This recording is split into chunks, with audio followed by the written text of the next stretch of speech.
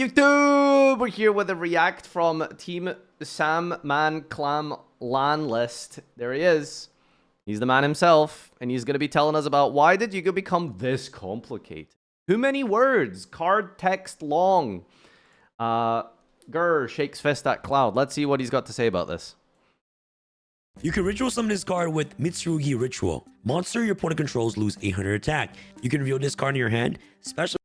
By the way, we're like 25% of the way through the card, and it's already got like 3 important pieces of information. Card effect, 2 of them, and condition. That's amazing. Summon 1 Mitsurugi monster from your deck, then tribute 1 monster you control. You can only use each of the following effect of Amino Habakiri no Mitsurugi once per duel. If this card is distributed, you can add 1 Mitsurugi card from your deck to your hand, then you can special summon this card. Yep. How many is that? That's like 5, 6 relevant pieces of information just in one card. That's it's a good card. That's Habakiri, and that's 1 card. 6 or 7. And that paragraph is full with effects and conditions, which is considered pretty normal by modern standards. Now let me show you the next card.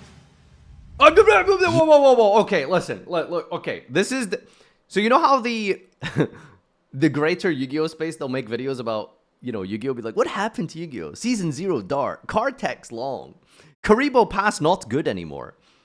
They'll show this card. They'll show, like, you know, the DD Armageddon fuck ass night and stuff like that. Yu-Gi-Oh players, myself included, will show this as an example. The difference being is that this is a meta deck. This, well, was a meta deck. It was an actual good, relevant archetype for probably over a year. And it was a boss monster at 3 of that you played in the deck. And it is 145 words, 4 or 5 relevant card effects. Pendulum. Yeah, Pendulum. we're not reading that. Now, What?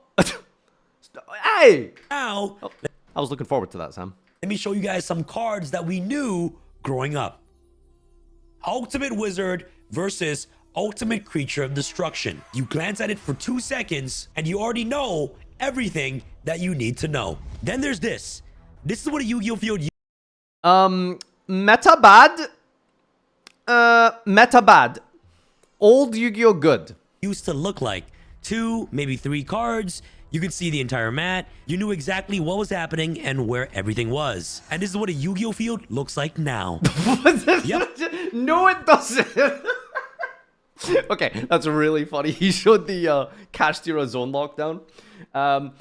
There's a few things in Yu-Gi-Oh that have done psychic permanent damage to its reputation, right? I made an amazing post about this like a few months ago. The 4 horsemen of the irreparable psychic damage of Yu-Gi-Oh's public perception, and it's the hygiene rules. Remember when that dropped 2 years ago or something? They updated the tournament policy saying that you could be disqualified for being stinky. That made cultural shockwaves through the gaming and nerd industry, right? Like, everyone heard about that. You could have not played Yu-Gi-Oh for like 10 years and someone will have told you, oh, did you know that there's like a new stinky rule? This picture as well has circulated a lot. You'll never believe where I saw this. I saw this on a fucking Cadril stream. The League of Legends streamer was saw this and he was like, had this whole rant about it. It was very funny. And I can't remember what the other 2 were, but there's like 2 or 3 or there's 3 or 4 relevant things that have happened in the last like 5 years that have just permanently destroyed Yu-Gi-Oh's reputation. This being one of them. Both of these are the exact same game. So a couple weeks ago, I posted a video about a grandpa who broke the Yu-Gi-Oh championships with Exodia. If you haven't seen it, go watch it. And in the comments, this video got like 1 million wrote, views, by the this way. game has become more complicated than my calculus class. Yeah. A grandpa who won the match with Exodia, and one of the top comments wasn't even about the win. It was about how wild and complicated Yu-Gi-Oh has become. And that's what today's video is all about how we... Just as a side note for the you know, socio-cultural context of YouTube, like, people love engaging with negativity, right? A lot of people will go onto the video that Sam made with the grandpa, FTKing with Exodia, and it's like, a lot of those people are just, occasionally they'll stumble across Yu-Gi-Oh content, Yu-Gi-Oh shorts, they'll see like a random FTK, they'll see like a random like table 500 combo, and they're basically just getting confirmation rather than investigation of what the game has turned into. It's basically just confirmation bias of everything that they stopped playing Yu-Gi-Oh! For. And yeah, you know, it sucks, but it is what it is. Actually got here. Yep, that's me. You're probably wondering how I ended up in this situation. And I know this question gets asked constantly. You've seen Reddit threads. You've been that person in a card shop holding a card your opponent activated and squinting. What the heck does this do? Why don't you explain this to me like I'm 5? Where the game is right now, it is 25 years old. It has 6... Me like I'm 5. Where the game is right now, it is 25 years old. 25. 1, 2, 3, 4, 5, 6, 7. Oh, 2 and 5. Oh, okay. It has 6 different summoning mechanics, and in the right matchups, if you go first and draw well, your opponent genuinely might not get to play. Dude, they like sit there and watch you build a years board ago. That's for crazy. 30 minutes. And on their turn, every card they activate gets told no before they can even do anything. So how the heck did we get here? Did someone at Konami in 2002 look at a children's card game about Egyptian magic and think, yeah, in 20 years, a single turn might require a spreadsheet? The honest answer is kind of sad. It got here because of how it was originally built. Decisions made early and innocently that locked it into a path that it couldn't really escape from. This is a kind of weird video because, like, Sam doesn't really believe and agree with a lot of this, right? I feel like he's really pandering to, like, the negative, generic YouTube crowd out in the world. You know what I'm saying? Like, he knows that this isn't, like, how the game is played. He knows that this is not how it works, right? But he really is, like, pandering to, like, the average Yu-Gi Boomer complaints that haven't played Yu-Gi-Oh! In, like, 10 years, right? So... Before we get into any of that, though, I need to say something. So I hope that he disproves a lot of this up front, because I think if we skip this, this entire argument falls apart. The original game was not good. Calm down. It was incredible.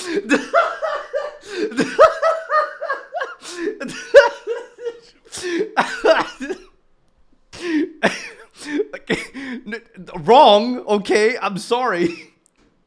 Look, this is one of those things with hindsight, right?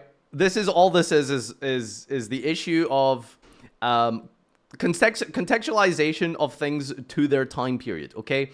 Yu-Gi-Oh! At the time was amazing. It was the best game ever, right? Now, the problem is if you go back and play those old formats in retrospect, they are dog shit. They're garbage, right? But that's because we're playing it with a different context. In the context of the time, this was the best shit ever, right? So, you know, I just want to clarify that.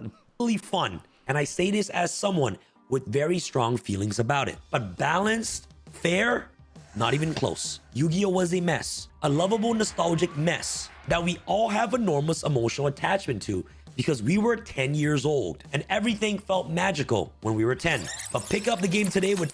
That was a real clip. By the way, that was a real old YouTube clip of him. That little kid. 10 years old and everything felt magical when we were 10. He's got the same energy, dude. What's up, guys? Team Sam here. This is amazing. But pick up the game today with fresh eyes, you'd see the cracks immediately. Pot of Greed, draw 2 cards.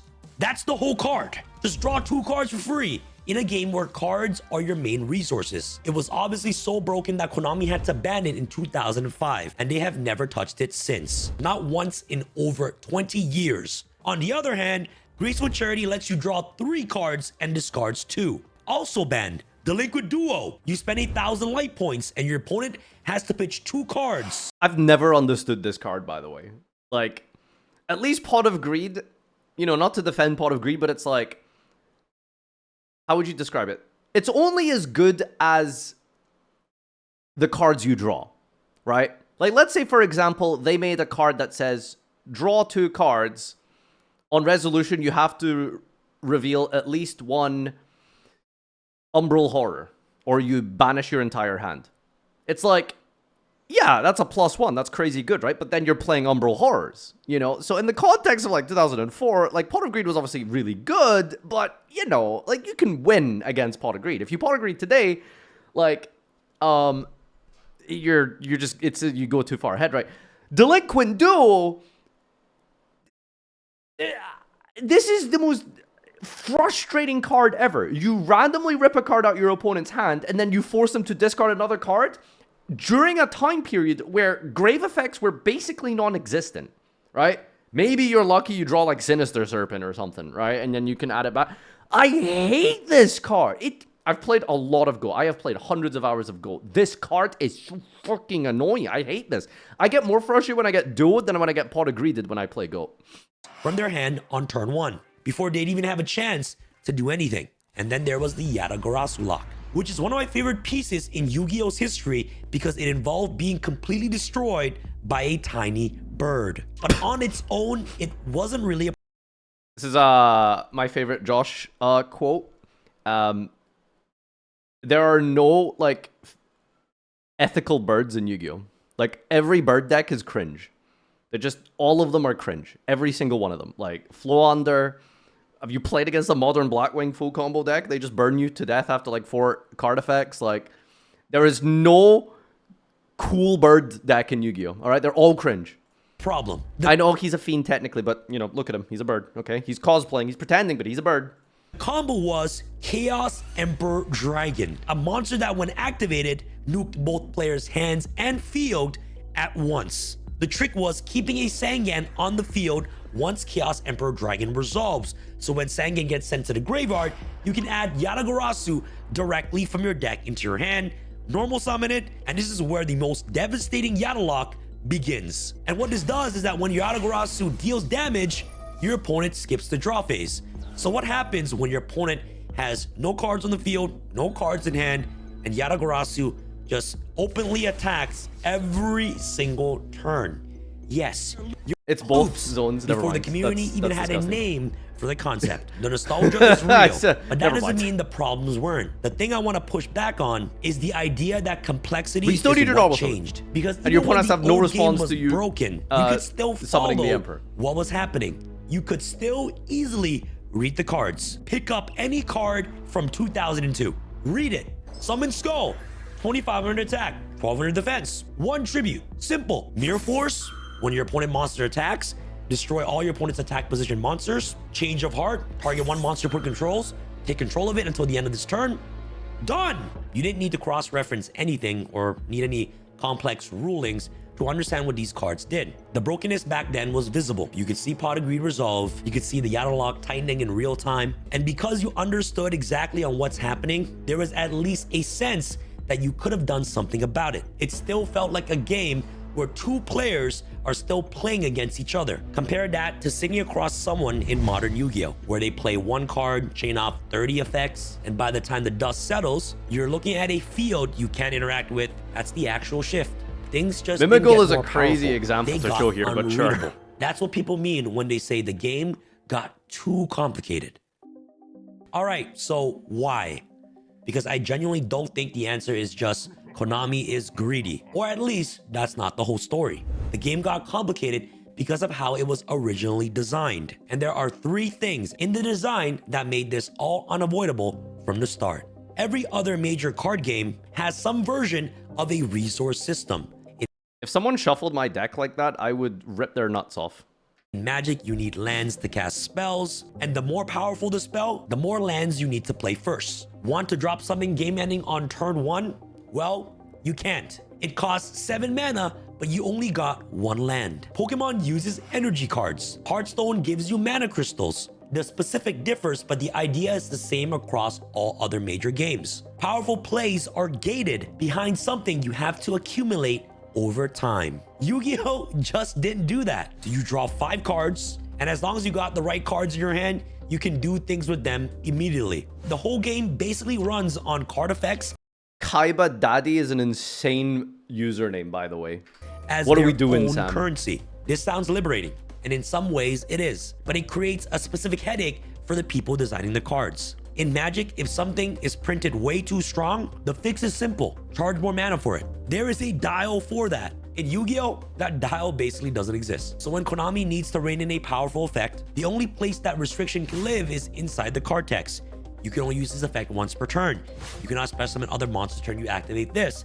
And as the game gets more powerful, these restrictions pile up. One effect turns into one effect plus 3 clauses plus 2 exceptions plus a hard once per turn. Multiply that across a 40 to 60 card deck and hundreds of possible interactions, and you start to understand why a judge might need to get involved in resolving a single turn. This isn't something that crept over time. It was built into the foundation from day one. Most card games use rotations. Old sets go illegal in the main competitive format after a few years. You get some time with your cards, then they move to a legacy format while the main game resets with a fresh pool. It keeps the card pool manageable, gives new players an entry point that isn't 25 years deep, and it gives designer room to breathe every couple years. Yu-Gi-Oh! I mean, like, all true and real. I'd say, like, my biggest assertion for this would be, like, the main root cause I would think is most likely the lack of rotation, essentially. So Yu-Gi-Oh! Has a rotation in the sense that they just ban all the best decks eventually if they are too strong for too long. Orcust was a great example for a deck that was sitting on the list for like 4 years. But, you know, to have like an actual rotation of like a 2-3 year cycle, I think would, you know, alleviate a lot of the issues in Yu-Gi-Oh! But obviously it is far too late to introduce a rotation into the game of Yu-Gi-Oh! I always thought, and I was hoped, that Genesis format would be a rebooting of the game that would run parallel to advanced format that would have like something like a rotation, or like start from the beginning with a whole new like fresh card pool. That's a whole different story, but where we're at now with advanced format, like, I think the root of the power creep is always just going to be in the lack of rotation, right? Because if you just make a weaker deck in the new booster sets, well, no one's going to buy them, right? Because everyone just plays the best deck, right? So you have to like turbo ban the best deck of 2026 if you want to play like the new decks that are less powerful. But then even then, they risk not being as strong as the best decks from 2025, so they have to be banned, etc., etc. So you just have to like ban like years and years worth of cards. At that point, you are basically just playing like this manufactured rotation without it being officially rotation. I don't know how you really fix that. I don't really know if there's a problem with that necessarily. There's enough people still playing Yu-Gi-Oh! Until today, and for a lot of people, it's still fun and enjoyable. So, I don't know. There are egregious examples that they have to, like, ideally just not print in the first place, right? Like, very clearly, like, problems involved with the design of Yu-Gi-Oh! When they just made Habakiri and, like, didn't give some sort of restriction there.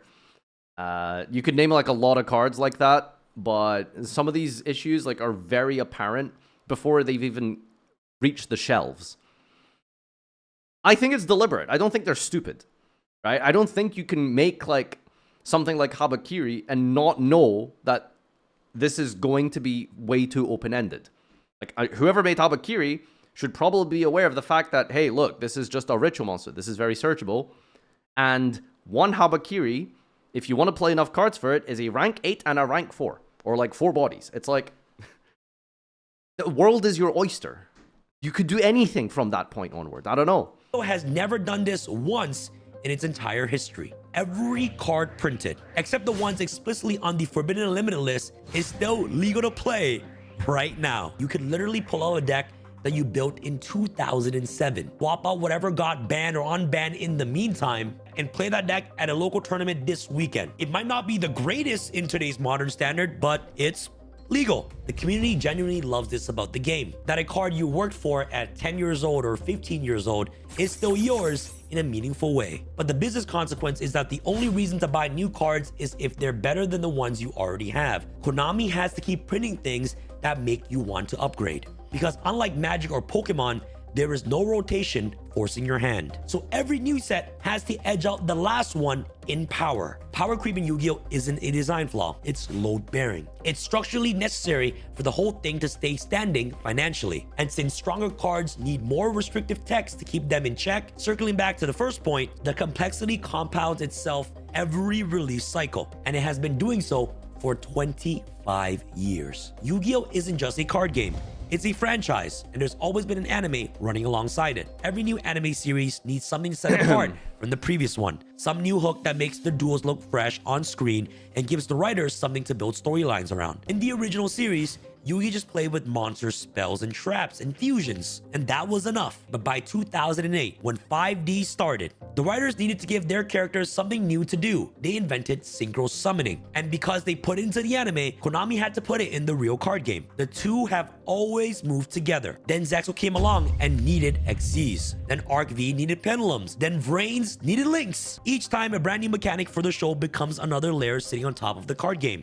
And that's the thing that makes this compound over time, is that none of them ever actually replace what comes before. I will say, just 10 minutes into this video at this point, I think this is very clearly not for me as the target audience.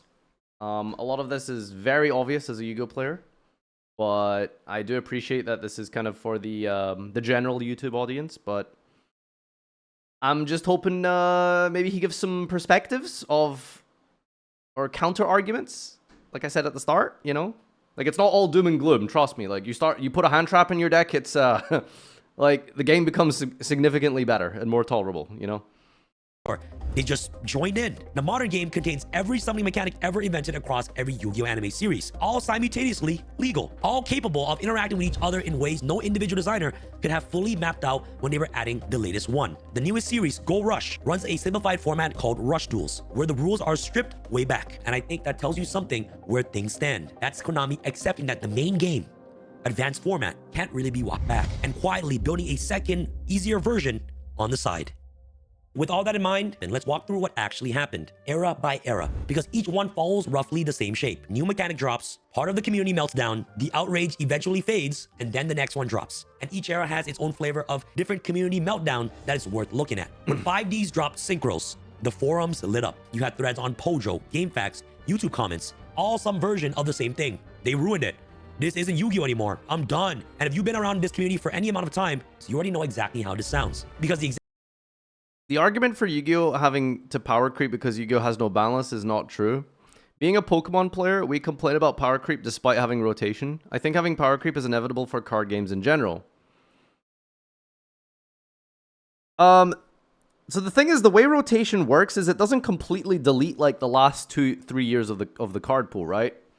Because what you end up with is like this power scaling like situation like this, where you have time and then you have power, right? So the power of the game at the very beginning is like down here, and then it has to like get a little bit better, and then rotation comes in at some point here. But the thing is with rotation is that, if I'm not mistaken, you can't just delete all of this and then start from here again, right? You have to basically like keep some sets in the game. So it starts like here, correct? So these sets over here are deleted, but these sets here have to stay, correct? So the power creep in rotation-based games are just slower, but they are starting like from a place that's higher than the beginning. Correct me if I'm wrong, by the way. I might be wrong on any of this, right? So you still need some of the more recent sets to remain, correct? So you're still starting from this point, and then you're going up. The power is getting bigger, and then rotation comes in, and it like these sets are gone, but then like these sets in between here are still legal, and then like the power still has to start from. I think I'm drawing this badly. It should kind of look more like this, right? Right, like kind of like this. I think you understand what I'm saying. A bubble, something like that. Yeah. It always starts over from a higher location of power, right? So there's so much more. The power creep in other games are so much slower in rotation-based formats. But I suppose like the logic is like they always technically have the ability to just like reset it. And from what I have heard from other players is that a lot of the power creep in things like Hearthstone, for example, or some of the complaints is that when they make new sets and stuff, is they'll, rotate out like a bunch of sets, and then they'll bring in new sets.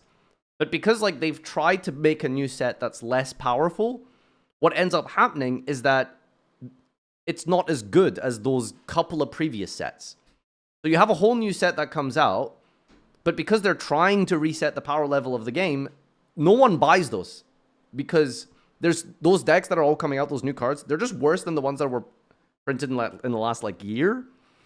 So it's got its other issues that we don't really think about or care about as Yu-Gi-Oh players. That same thing got said when Xyz dropped, and when Pendulum dropped, and when Lynx dropped. Every single time, without fail, a portion of the community declared the game dead. Looking back at it though, synchros were genuinely you the just play the cleanest same decks for a mechanic year. they've ever added. I love synchros. You put a tuner monster and some non-tuners on the field, their levels add up, you gotta do some math, and out it comes. It rewarded thinking a turn ahead and knowing your deck. To me, that was pretty cool and rewarding. And what synchros did, and this matters in the long term, was change what the extra deck was for. Before synchros, your extra deck was basically a closet for polymerization. You kept fusion monsters in there. If you have polymerization, A closet you can for get access to your cool fusions polymerization. in That your is extra a... deck. Or if you have cards like That's instant a fusion or description. metamorphosis, you can get access to cards like Thousand Eyes. But after synchros, in my opinion, the extra deck became a focal point. Your main deck is now a machine without needing the requirement of polymerization, whose job was to get the right monsters out of your extra deck. Everything that's happened in the game since is built on the same principle. Xyz arrived 3 years later, and yeah, it got the same energy that synchros got. New things drop, community loses its mind, they ruined it. And you know the drill by now. But looking back, Xyz was actually a pretty natural next step. The mechanic itself isn't that complicated. You overlay 2 or more monsters of the same level on top of each other, and the Xyz monster sits on top with its materials underneath. You attach those materials one at a time to use its effects. That's it. It gave the extra deck another lane to work with, and honestly, in my opinion, it worked well. Some of the most beloved decks in the entire game were built around Xyz monsters. The real issue wasn't Xyz itself, it was what came with it. The moment Xyz launched, synchro support slowly faded. All the new sets were pushing Xyz, the competitive meta followed, and if you spent real money building a synchro deck, you were suddenly playing an underpowered strategy in a format that had moved past you. Xyz and synchros was never the problem. It was just the patterns surrounding it. Because this is the moment that pattern locked in for good. Every new mechanic from here would carry an unspoken message. What you were playing before is slowly becoming irrelevant. At this point, some players could combine both in their decks, and some quietly just quit and walked away. You know, Sam did say earlier in this video that he doesn't think that greed was at the core of it. Now, rather than using such,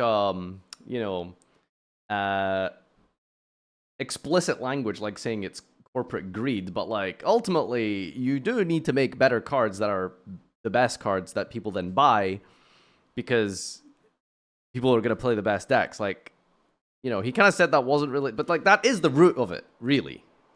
So not to criticize Konami specifically for it, but that's just like the system we live in, and it's true of every card game. So my opinion, Pendulum's where I think the game Hello. genuinely lost a chunk of their audience. Specifically upon release of Duelist Alliance back in 2014. Because Pendulum didn't just add a new mechanic, they asked you to rethink what a Yu-Gi-Oh card fundamentally was. A Pendulum monster can be played as a regular monster, or you can place it in one of the new Pendulum zones on either end of your field, where it acts as a continuous spell. I know, it gets confusing. And then, if you got one in each zone, you can Pendulum summon, bring out a bunch of monsters from your hand simultaneously every single turn, as long as their levels fall between the 2 scale numbers on your Pendulum cards.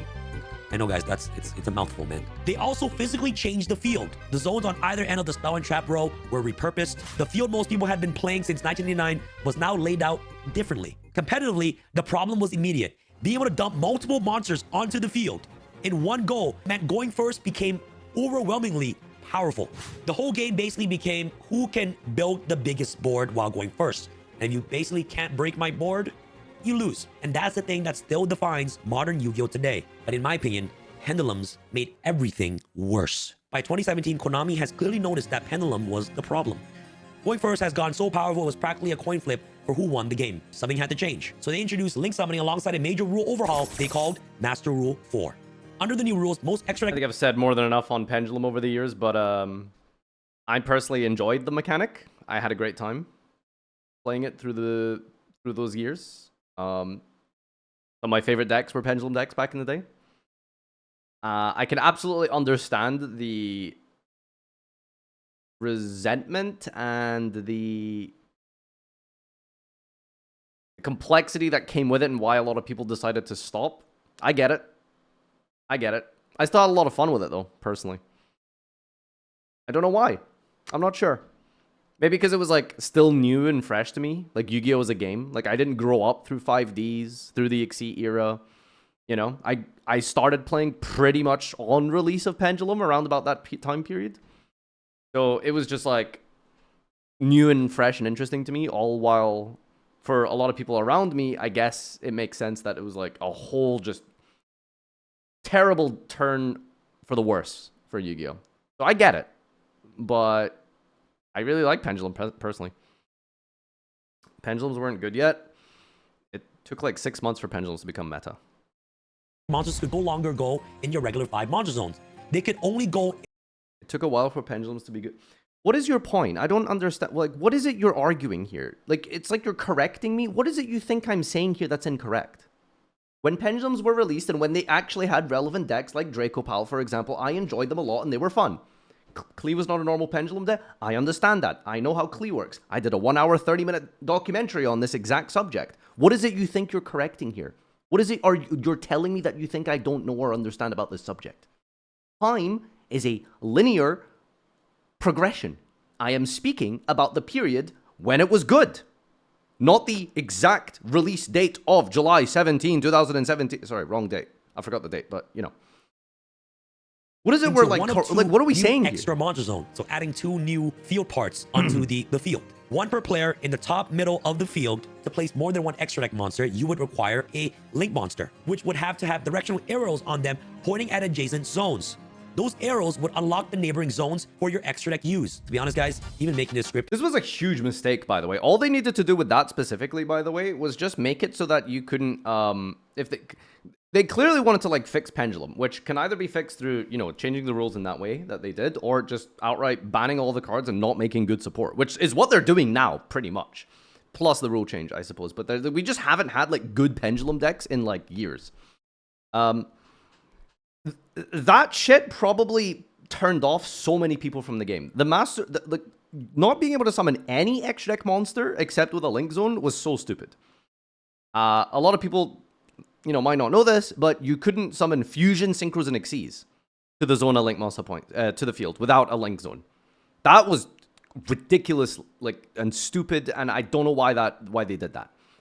A lot of the logic that people tried to theorize at the time was that it would slow the game down because you couldn't spam the extra deck as much, which, you know, that theory was true, and it lasted for like 6 months until, what was the first broken link set? Extreme Force, I think? You know, we had Spiral Tier 0, right? Like, literally within six months of the supposed slowing down of the game. Like, they just don't know what they're doing. Like, I don't know, like, I gave them credit earlier, like, they're not stupid, like, you know, they, like, made Tabakirians. I just don't, like, what was the goal? What was the intention behind Master Rule? To then, like, be like, oh, we're going to slow the game down, but then just, like, literally not? It's very frustrating sometimes. And just reading that. Like, I'm very passionate about 2018 specifically because this was a period in my life where I pretty much, like was very seriously considering quitting.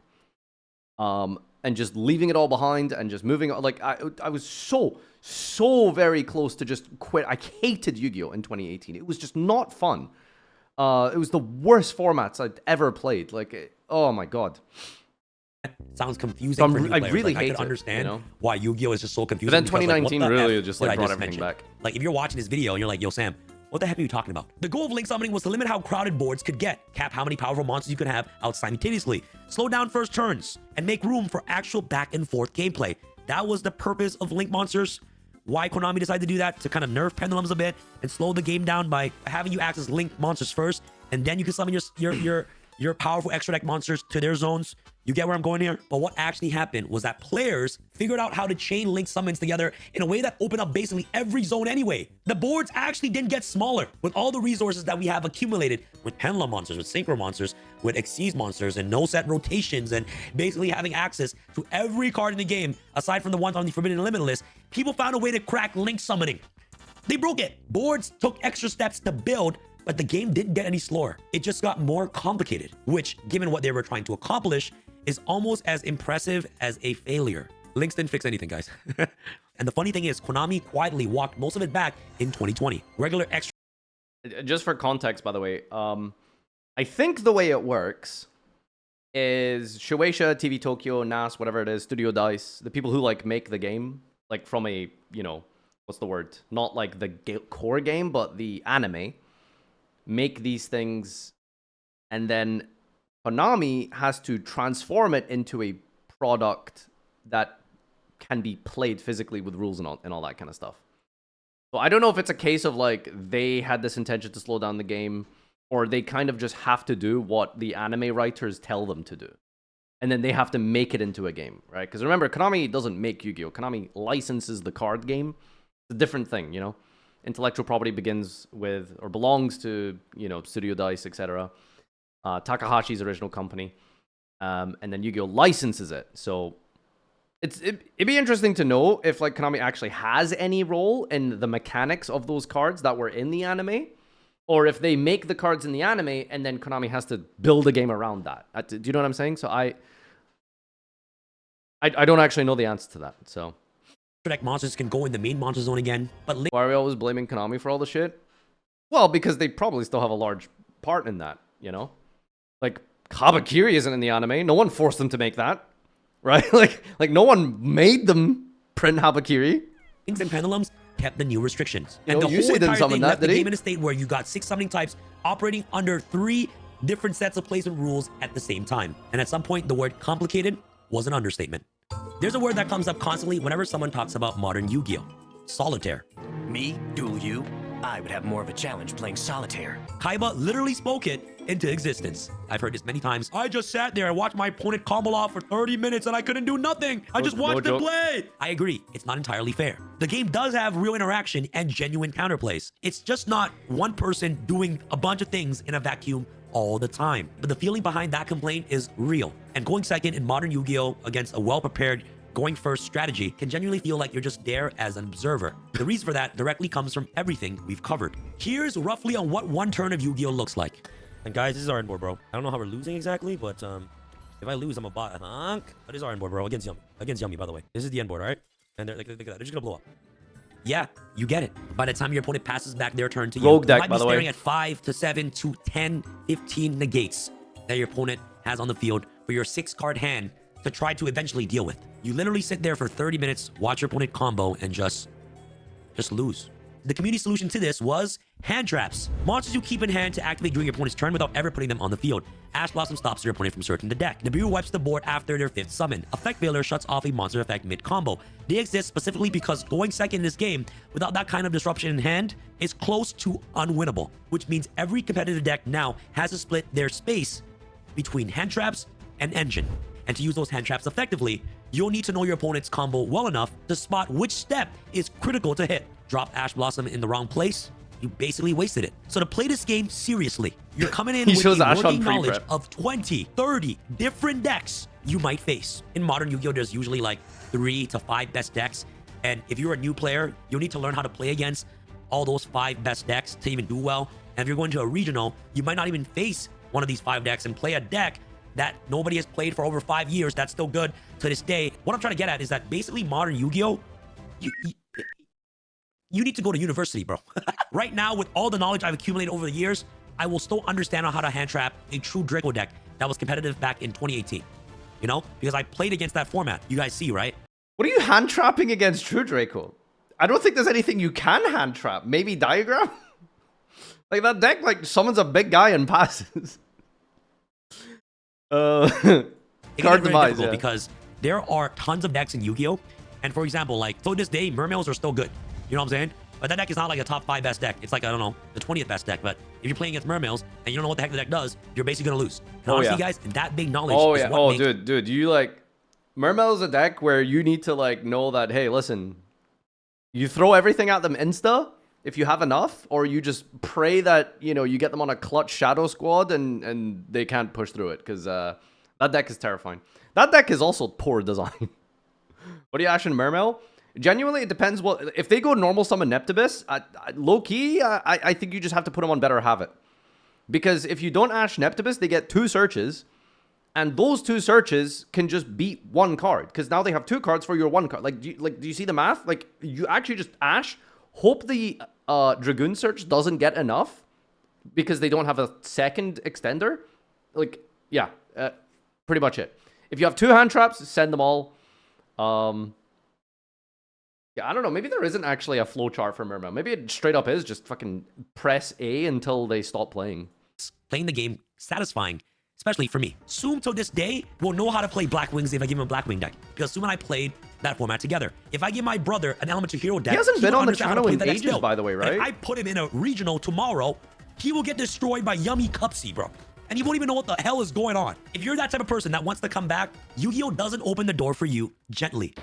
This is the question underneath all of it. Just simplify it. Introduce rotation. Wipe the extra deck slate clean. Cut out all the hand traps. Start fresh. Why hasn't Konami done any of that? And the uncomfortable answer is that the players themselves are a big part of why not. For example, when Konami put out Speed Duel, a stripped down format with smaller decks, a reduced field, simpler rules, basically Duel Links. People played it at events, they had fun with it, and then they just went back to the main format or they just quit. Speed Duel basically got treated as a fun side event mode, not considered a real game. Someone who used to work on the game talked about this, how they spent years pushing alternate formats and new product lines, and the wall they kept hitting was the weight of 25 years of player identity that was wrapped in advanced format. People had already spent thousands of dollars on cards for it. They put in hundreds of hours learning it, and anything that wasn't like advanced format just felt like a knockoff of it. The player base wasn't fully interested in that type of deal.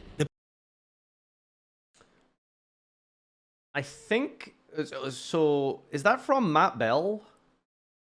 Either on where did he explicitly talk about Speed Duel? I think Matt Bell's been on the Heart of the Cast. He's been on my channel. I think he talked about it with Joseph, right?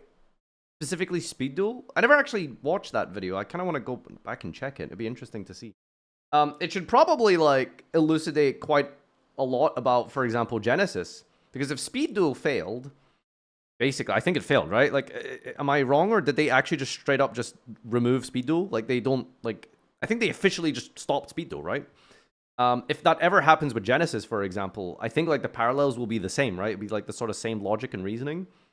I guess Genesis is better in the sense that it alleviates a lot of the issues that Sam mentioned there, which is that investing into the advanced format isn't that different from investing into Genesis. Because it's not different enough that you can kind of basically play both, right? You can literally just play the same deck in Advanced and Genesis, which is a good thing and a positive thing for a lot of players. So that works. But if it ever does end up being a failure and shelved, then I guess it'll kind of just be the same logic as Speed Duel. People who play Yu-Gi-Oh the most are also the most invested in it, staying exactly as complicated as it is. Guys, the complexity isn't our burden. It's our credentials. I'm proud that I'm a Yu-Gi-Oh player. No cap. Okay, a lot of you guys are jokes. How is Sam an expert? Is Sam even a pro? Please, please. From a business angle, I'm going to pretend I'm Konami, okay? Who are we actually making the cards for? The veterans have the spending history and the loyalty. The new players are a bet that might not pay off. Literally no one. Not a single, not one person on the planet. Sam, look at my YCS trophy, okay? I know what I'm doing. The incentives all pull the same direction. Konami is actually aware that the pipeline is broken. Their very own shareholders, Materials, flagged that Mass Duel was pulling in new players who weren't converting into the paper game. People would install it, play it for a few weeks. Some of their answers have been rush duels in Japan. And then in September 2025, for the Yu-Gi-Oh! TCG, Konami did something nobody expected. They announced Genesis format, a fully supported alternate format where links and pendulums are banned outright. The old field layout comes back and the ban list gets thrown out entirely. And instead of restricting cards by banning them, you use a point system when building your deck. The game looks at a glance a lot closer to what most people remembered. They ran Genesis events at YCS tournaments through late 2025, and the first full YCS with Genesis as the main event happened in Virginia in February 2026. And that's not nothing. Konami spent time building that format quietly, and they definitely have heard all these conversations about how the game has become so complicated. All in all, even with Genesis, advanced format is still the most popular. Genesis format exists alongside it, not instead of it, which tells you everything about the bind that Konami is in. They can build a gazillion formats for the people who got left behind. What they can do is take the complicated version away for the people who stayed. And that's why things can't get fixed. So when the Yu-Gi-Oh becomes so complicated... But by the way, that's the most important thing here, is that fixing modern Yu-Gi-Oh is not a thing to fix. That's something like, I know there. This is something that applies to, you know, like the silent majority. A lot of Yu-Gi-Oh players still around. The game is probably still growing, maybe not exponentially, but you know, it's definitely maintaining like a lot of people now, right? To some extent. Fixing is a word that implies that there's a broken piece to fix. For a lot of players, there's nothing to fix. The game's good. What is there to fix? The game's great. You don't need to fix anything. Yeah, you could always improve things. You know, a couple of changes here and there. You know, tweaking this type of card design, tweaking this style, maybe banning 1 or 2 cards here, but there's no like fundamental problem. There isn't a fundamental problem with modern Yu-Gi-Oh! For a lot of players, right? So I think that's just the reality. It was complicated in 2008 if you'd only know the original game. Very complicated by 2014 if synchros and Xyz were your whole world. And it became what it is today through 25 years of individuality, reasonable decisions that stacked on each other into something that, viewed all at once from the outside, looks almost impenetrable. A mannerless game that can't stop printing more powerful cards. Hooked to an anime that keeps demanding new mechanics with every layer preserved on top of the last. Hundreds of thousands of people love the game at its current state. People who get real satisfaction out of learning a combo sequence until it's second nature. Who feel the click of calling the right negate at the right moment. Who comes into a match knowing your opponent's deck inside and out. That's a legitimate and deep relationship with the game, and the people who have it aren't wrong for having it. The thing that stays with me is the people that can't get back in. The ones that had their Blue Eyes deck, their Exodia pieces, their Egyptian God cards. Who remembers dueling as something that felt like pure chaos and pure magic at the same time, where all the information you needed fit on a single card, and the stakes were whatever was in your pocket. Okay, hot take, but fuck those guys. Fuck them. Fuck them. I don't know what to say. Like you cannot play. You cannot come from the mentality and mindset of I'm gonna summon Blue Eyes and pass with a Mirror Force and play the modern game. Like you just. I can't say anything to you. Like you are just in a different world. That is a different like game. It's a different game, which is, you know, I was hoping they would try and preserve Time Wizard as best as they could. But the reality is, like, you cannot concede the average current Yu-Gi-Oh player and their thoughts and their opinions and their enjoyments and what they like about the current game that is actively making money for the company. You know, don't make fun of the $1 million company. But they're going to do what their current customers are doing or like or want, right? You can't consolidate. I'm going to summon Blue Eyes and pass. You can. Like, you just have to give them an avenue where maybe those decks are good. And they did. Blue Eyes is a very good deck comparatively to how it was 15 years ago with the new support. Like, it is absolutely a playable deck today. You're not going to be winning any, like, major tournaments with it, but it's very playable. That's as far as Konami can really, like, concede to these people. You know, the game just isn't going to go back to how it was 20 years ago. Like, it's just not, you know? Time Wizard exists if you want to try that, you know? Bind by a rubber band. Isn't that crazy? Y'all remember those days with your decks in your pocket with a rubber band around it? That's me. That version of the game is still technically here somewhere, buried between all these new rules and mechanics. But unfortunately, you won't be able to reach it from a competitive standpoint anymore. The game grew up. It grew up alongside its original audience and absorbed everything they wanted as their taste got more complex. And it ended up somewhere the 10-year-old version of most of us wouldn't recognize. Whether that's something to be proud of probably depends on whether you kept playing. Thanks for watching. That was pretty cool. Like I said, I think he's definitely, what's the word? This video is definitely tailored to sort of like the YouTube kind of second monitor viewer, I suppose. There wasn't anything like too in depth here. It was just sort of it was just sort of a general narrative of where the game was and is now, and that's cool.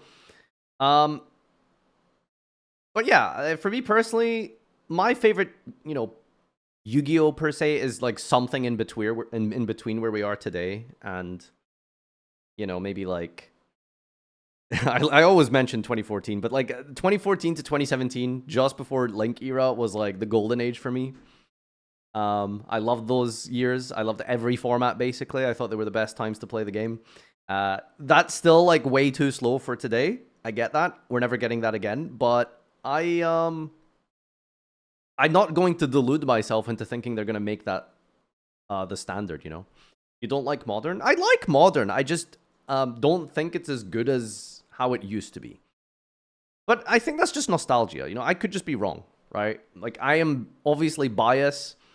Everyone has their own perspectives and opinions. I think the era where you personally do well or start something or all of these different things in your life kind of fall in place into a positive environment. Like, why do people still listen to like the same music that they did 20 years ago, right? Because that music, it's not that it's like objectively the best type of music or anything. It's just like you grew into an adult during that time period.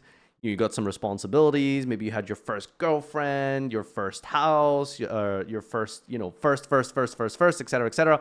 It's the same with like something like a video game, right? Like it was the first time you experienced it, the first time you did anything, right? So that's what it was like for me. The first time experiencing Yu-Gi-Oh properly was through 2014 time period, right? So that's a big deal for me. First house kick that way. Yeah, some people like have their first, real career and stuff